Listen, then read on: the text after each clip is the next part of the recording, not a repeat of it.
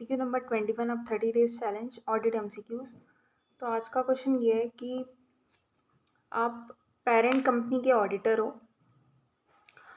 और आपकी जो पेरेंट कंपनी है उसकी बहुत सारी सब्सिडरीज है और एसोसिएट्स है, तो उनको सीएफएस भी बनाना है। ठीक है, तो इसमें क्या हो रहा है कि जब उनको सीएफएस बनाना है तो पेरेंट कंपनी का जो फाइनेंशियल ईयर है उनका ईयर एंडिंग होता है, अकाउंटिंग ईयर एंडिंग अपना जो भी होता है वो होता है 31 मार्च 2024 को।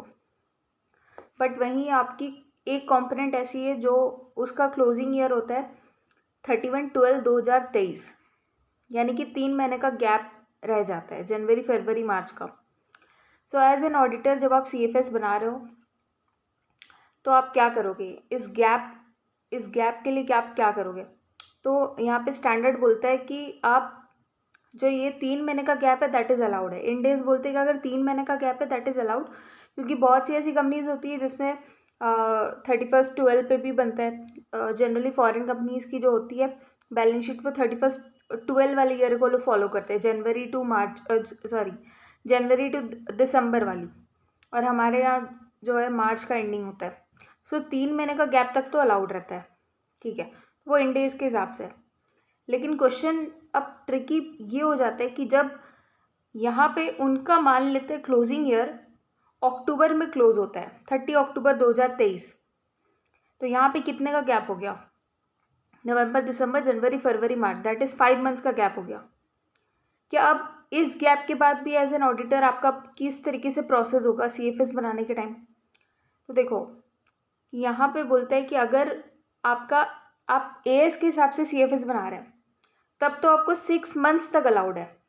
ठीक है, यानी कि अगर ये क्या 5 मंथ्स है और आप एएस के हिसाब से बना रहे थे तब तो अलाउड है। अब यही वाले बैलेंस शीट उठाओगे आप और अपना सीएफएस में ऐड कर दोगे। ठीक है, लेकिन इंडेस में बोलते हैं कि आपको सिर्फ 3 मंथ्स का गैप ही अलाउड रहता है। इसके अलावा इस बीच में जो गैप्स वाले टाइम है, इस बीच में चाहे हम 31/12 वाला लेते हैं चाहे अक्टूबर वाला लेते हैं।